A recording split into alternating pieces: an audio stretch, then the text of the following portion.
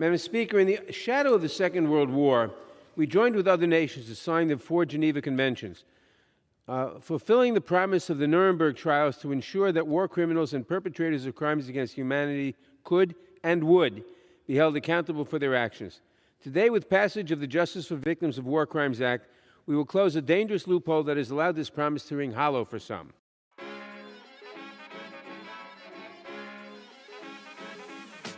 That's Representative Jerry Nadler speaking in support of a bill that President Biden recently signed into law.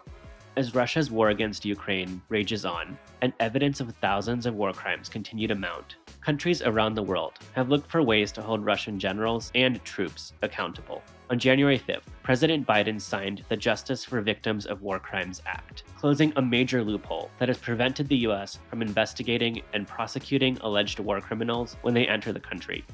To break down the new law and how it could hold war criminals accountable, we have Elise Baker. Elise is a lawyer at the Atlantic Council, a think tank based in Washington, D.C. She's an expert on accountability for war crimes and human rights violations. Welcome to the Just Security Podcast. I'm your host, Paras Shah. Hi, Elise. Thanks for joining the podcast today. Thanks for having me. So I want to start with what might be an obvious question, but why is it important for the U.S. to hold people who may have committed war crimes accountable? If the U.S. wants to say that war crimes should not be committed, we have to show respect for these laws. So the U.S. has ratified the Geneva Conventions. These are one of the main sources of law that define war crimes. And the Geneva Conventions actually require the countries that are members of it to investigate and prosecute perpetrators of war crimes. So that means that if a war crimes perpetrator has come to the United States, U.S. authorities should be investigating and prosecuting them. And so we need laws on our books that allow for these investigations and prosecutions. That's what really signals that we do believe that war crimes are wrong and that there should be justice and accountability for war crimes. We need to actually enforce these laws if we want to say that they matter. Okay, so it's not just a moral reason to prosecute these types of crimes. The U.S. actually has its own legal obligations that it has to meet, and part of those includes holding war criminals accountable. But why does it matter that this happens in the United States through U.S. courts? Isn't there an international criminal court in The Hague? Yeah, so you're right. We do have the International Criminal Court, but the ICC has a lot of limitations, and it was never really envisioned to be the solution to trying war crimes or other atrocity crimes. And there's 2 main reasons for the ICC's limitations. First, it has really limited jurisdiction. To be clear, when we're talking about jurisdiction, we just mean the power of a court to hear a case in the first place. The jurisdiction of the ICC is mostly consent-based. So countries have to choose to ratify the Rome Statute to become a member of the ICC. And that's what gives the ICC jurisdiction over crimes committed in that country or by nationals of those countries. A lot of powerful countries have not chosen to ratify the Rome Statute, and that includes the United States, Russia, China, Israel, Turkey, and a number of other countries. So the ICC does not automatically have jurisdiction over crimes committed in those countries or by nationals of those countries. There is a second way that the ICC can have jurisdiction, and that's if the UN Security Council refers a situation to the ICC. But, this doesn't happen in a lot of cases because, again, you have powerful countries that can veto or block any sort of referral to the ICC. This happened with Syria. So Russia and China vetoed a referral of Syria to the ICC. Syria is not a member state of the Rome Statute, and therefore the ICC has no jurisdiction over crimes committed in Syria. And so you need some solution besides the ICC in order to ensure justice or accountability for crimes committed in countries like that. But even if a case gets to the ICC, those prosecutions won't be for every person that commits a war crime, right? The ICC only has a mandate to look at the most serious crimes committed by high-level perpetrators. It doesn't have a mandate to investigate every single war crime or atrocity crime committed in a situation that it's looking at. So there's many crimes that are basically never going to be on the radar of the ICC even where the ICC has jurisdiction. This is where domestic courts can come in and kind of fill the gaps that are left by the ICC. If these individuals are present in the country, the domestic courts can come in to fill this gap, looking at lower level perpetrators and ensuring that they don't escape justice. So, how is the US done at prosecuting potential war criminals when they enter the country? Yeah, so the US has done very little to actually prosecute perpetrators of war crimes or alleged perpetrators of war crimes. We do have a law in the books that dates back to 1996 that criminalizes war crimes under the US Criminal Code. But this law was pretty limited in that it only allowed for prosecutions where either the victim or the perpetrator was a US national or a member of the US Armed Forces. So this is great for, ensuring that US victims or perpetrators of war crimes can seek justice and accountability in US courts, but it does nothing for all of the other contexts where war crimes might arise. So where we saw kind of most of the gaps in this law was where there's alleged perpetrators of war crimes coming to the United States, either to move here, to travel, sometimes to restart their lives and basically start a new life in the US. They committed war crimes years prior in a different country against non US nationals, and then they come to the US and start a new life. And our laws were not able to look at war crimes committed by those people to prosecute them or even investigate them for war crimes.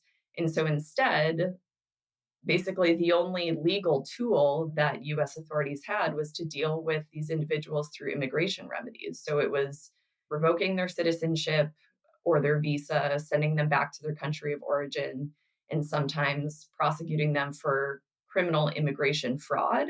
But all of these are immigration remedies. It doesn't actually mean they're being tried for war crimes. A lot of these individuals never faced an actual war crimes prosecution, were sent back to a different country where they may never face a war crimes prosecution. And that was leaving this quite significant accountability gap where the US has people on our territory who are known to be or believed to be responsible for war crimes who we have no way of holding accountable for war crimes. That seems like a pretty massive loophole. How does the law fix it? So now the Justice for Victims of War Crimes Act gives US courts jurisdiction to investigate and prosecute individuals who are suspected of war crimes when they're present on US soil, regardless of where they committed the crime or who the victims are. The act also closes a couple other gaps that were in the prior law. So now US courts also have jurisdiction over war crimes committed against or by US permanent residents. So before, there was only jurisdiction if the victim or perpetrator was a US citizen or a member of the armed forces. Now we can also look at crimes committed against and by US permanent residents.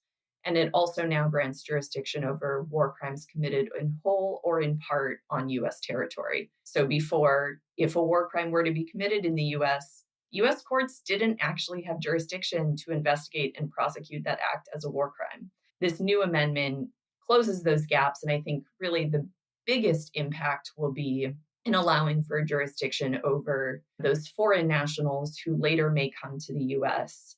Right. So an example might be a Russian soldier or general who commits war crimes in Ukraine against Ukrainians. Now, if they come for vacation to Disneyland, they might face investigation and prosecution. In the case where you're looking at a prosecution for a war crime committed by a foreign national against non-national victims in a foreign country, the US Attorney General basically has to sign off saying that the prosecution can go forward. And the Secretary of State and the Secretary of Defense can object to any sort of proposed prosecutions and likely limit prosecutions from going forward. And this is also an open question of how big of an effect this will have on the number of cases. I mean, you can certainly envision a situation where the Attorney General or the Secretary of State or the Secretary of Defense does not want a prosecution to go forward and is going to limit it.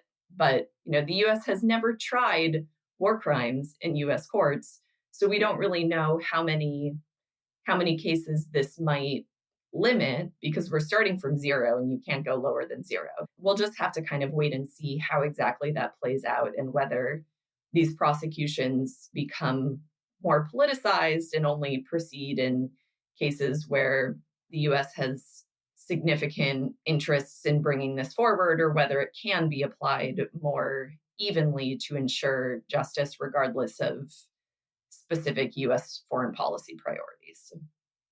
And we should also mention that there's something of an open question as to whether this will apply to past conduct or just to new crimes going forward. But we won't know the answer to that until a court actually hears and decides the issue. So all of this seems like steps in the right direction, but what's missing? What still needs to happen to promote justice and accountability for atrocity crimes? Yeah, so this is a great change to the US war crimes statute, but there's so much more that can be done to ensure justice for atrocity crimes and promote international justice efforts. The US has not really been a leader in this field. So there's other legislative changes that the US should make to give us more legal tools to actually hold perpetrators of atrocity crimes accountable. The first thing that I would say needs to be done is passing a crimes against humanity bill. So the US does not have any sort of criminal law against crimes against humanity. And crimes against humanity can have some overlap with war crimes, but they're not the exact same thing. And crimes against humanity are widely recognized as a core international crime. They are one of the main charges that were brought in the Nuremberg trials post-World War II, which the US was a huge player in making happen. And yet we still don't have a crimes against humanity law on the books. And there have been efforts to try to get one passed for, I think, more than a decade now. So those efforts should really move forward, and we need to get that law passed to make sure that we can actually prosecute a fuller range of international crimes. So we do have laws on the books for torture and genocide, but those have some gaps in their jurisdiction, kind of similar to what the US war crimes statute had. There's just certain situations where torture and genocide may be committed where the US does not actually have jurisdiction. And the most visible gaps for those laws is that if a US national is a victim of torture or genocide abroad, so, these acts being committed outside the US courts can't actually prosecute those acts.